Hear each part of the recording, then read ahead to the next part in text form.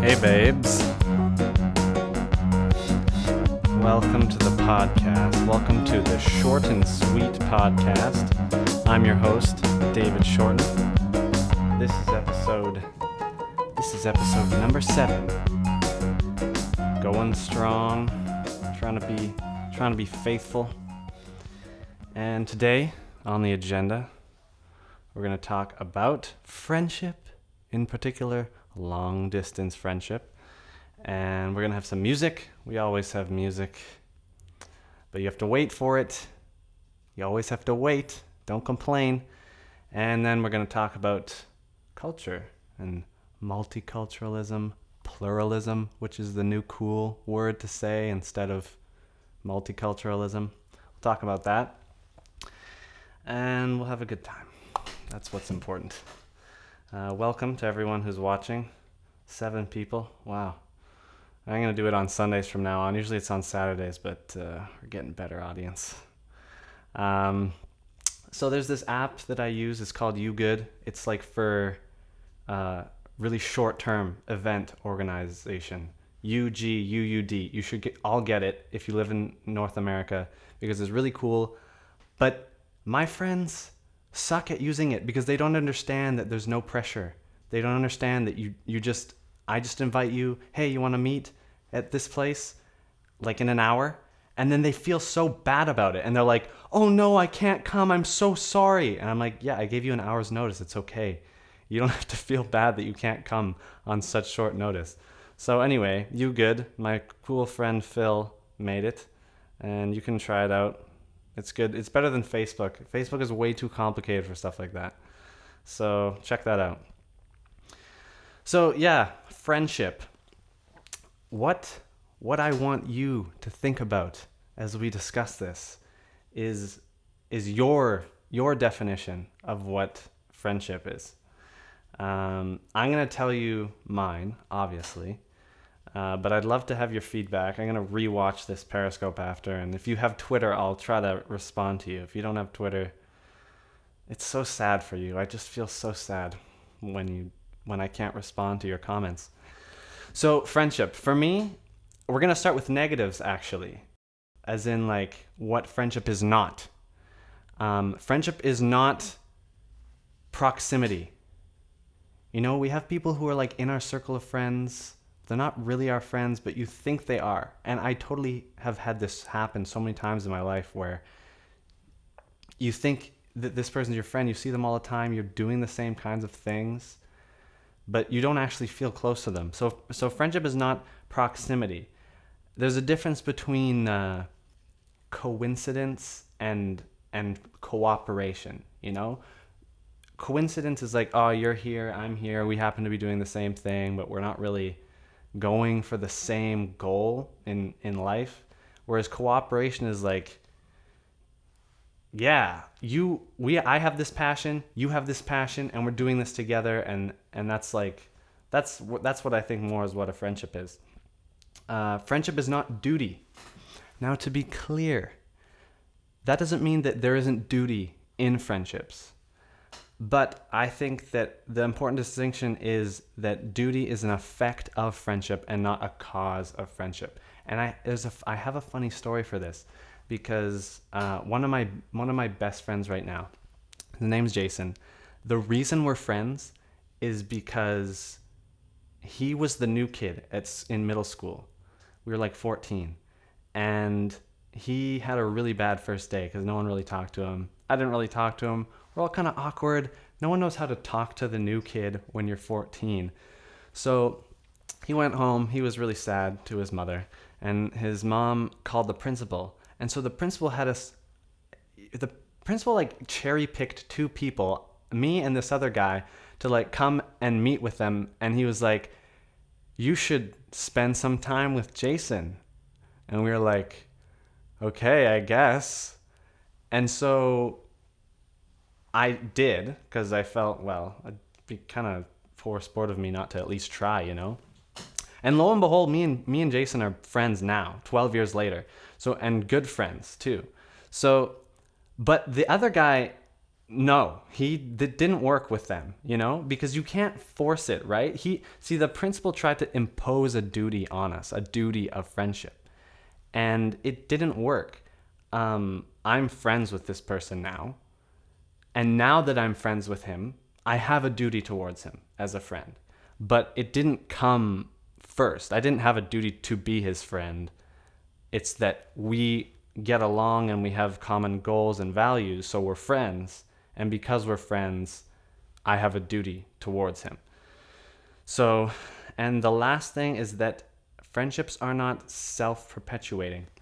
What I mean by that is that it's not this it's not really the love for one another that fuels the friendship. That's kind of more like what romance is. It's more that you have the same destination. You're going for the same things. You have the same values and beliefs. You see eye to eye, and that fuels your friendship.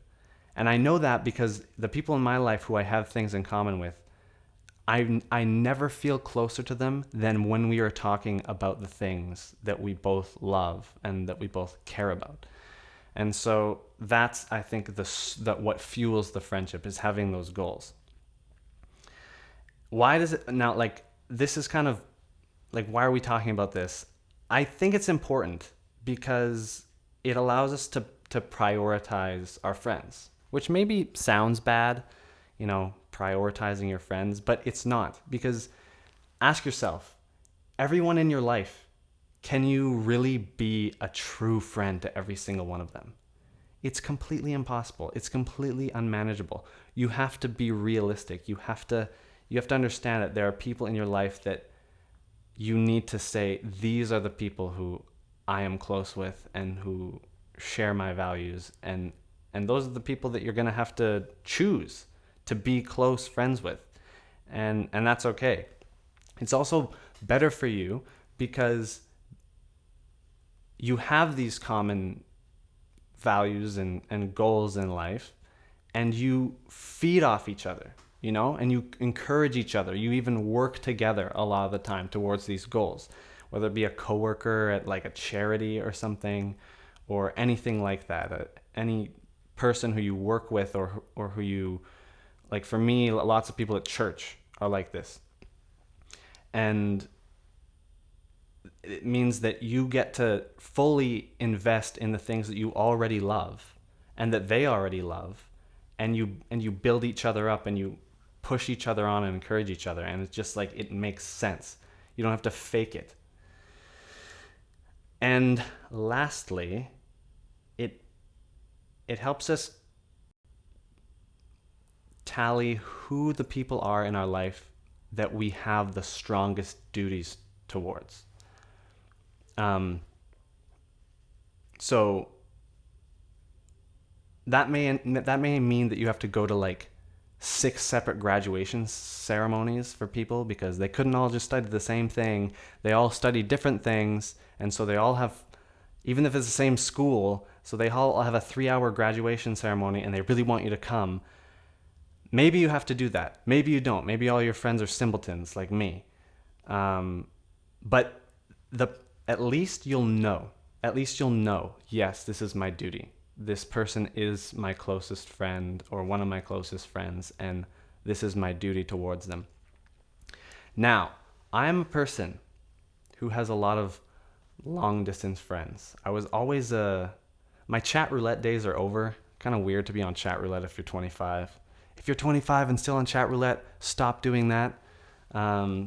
But like other sites like DeviantArt, all these, over the years I've met so many people online, and I keep in touch with them. Some of them I consider very close friends, even though we can't talk face to face.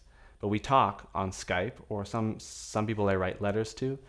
And where this kind of connects with the friendship thing is that everything that I just said about friendship, which is of course my opinion, I'd love for you to tweet me at dshortmusic if you disagree with anything I'm saying, but everything I've described up to now is really it's not essential that your closest friends be the ones that are in the same city as you. I've really experienced that you can have very, very deep connections with people long distance, and I've benefited from that, and I'm actually advocating for it.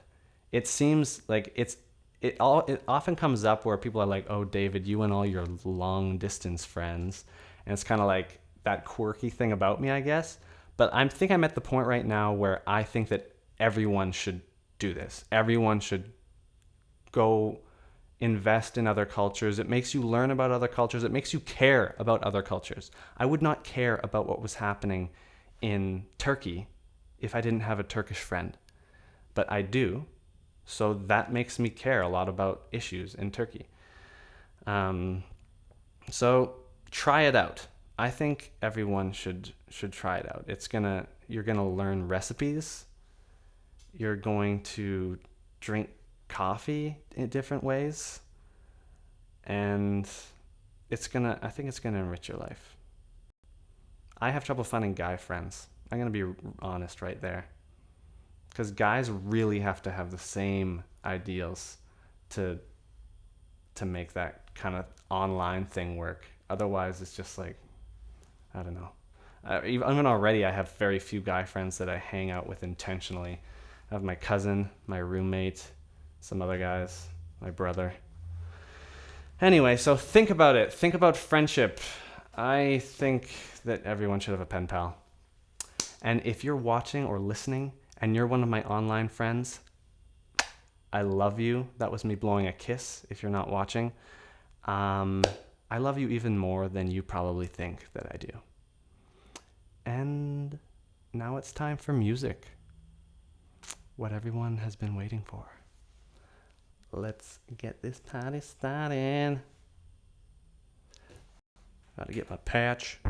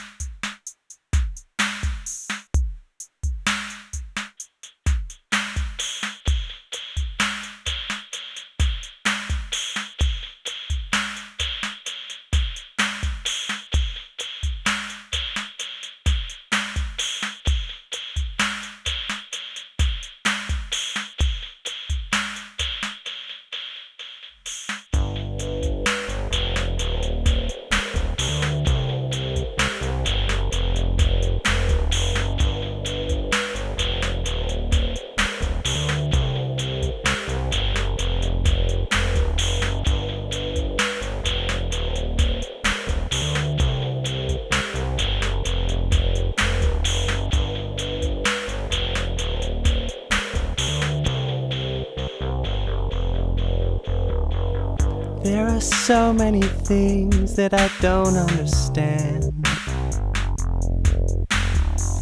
There's a world within me that I cannot explain. Many rooms to explore, but the doors look the same. I am lost, I don't even remember my name. Sometime, someone know now who I am. Sometime, someone know now who I am. Sometime, someone know now who I am. Sometime, someone know now who I am. I've been for some time looking for someone. I need to know now. Please tell me who I am. I've been for some time looking for someone. I need to know now. Please tell me who I am. I've been for some time looking for someone. I need to know now. Please tell me who I am. I've been for some time looking for someone. I need to know now. Please tell me who I am.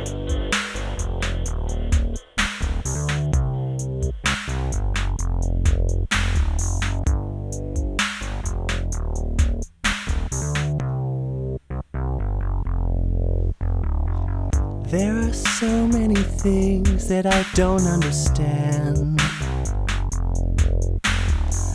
There's a world within me that I cannot explain. Many rooms to explore, but the doors look the same. Where is the lock to find the key? I am lost, I don't even remember my name. And I wonder why. I've been for some time looking for someone. I need to know now. Please tell me who I am. I've been for some time looking for someone. I need to know now. Please tell me who I am. I've been for some time looking for someone. I need to know now. Please tell me who I am. I've been for some time looking for someone. I need to know now. Please tell me who I am. I've been for some time, someone, know now who I am. Sometime,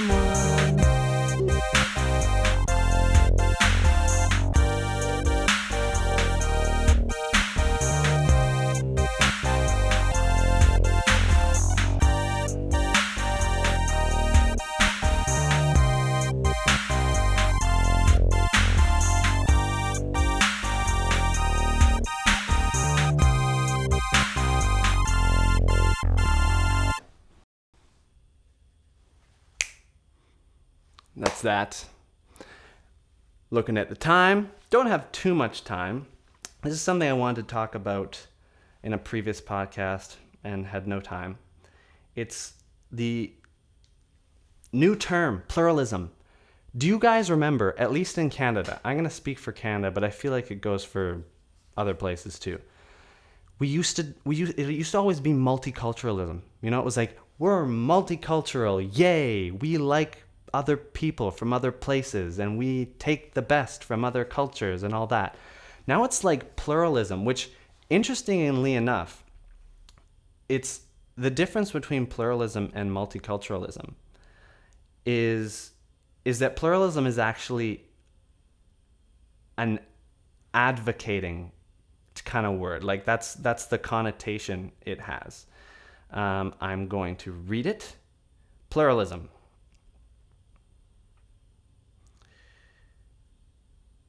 A state of society in which members of diverse ethnic, racial, religious, or social groups maintain and develop their traditional culture or special interests within the confines of a common civilization. And part B is a concept, doctrine, or policy advocating the state. Now, multiculturalism doesn't have any connotations with a policy or doctrine. And I feel like that's the kicker, you know? Because there's a difference if you, like, okay, if I'm making a salad, I'm jumping straight to the analogy. I want to make the best salad in the world. It's going to be unheard of how good it is because it's not just going to be a North American salad with North American vegetables. It's going to be a world salad. It's going to have things from all over the world.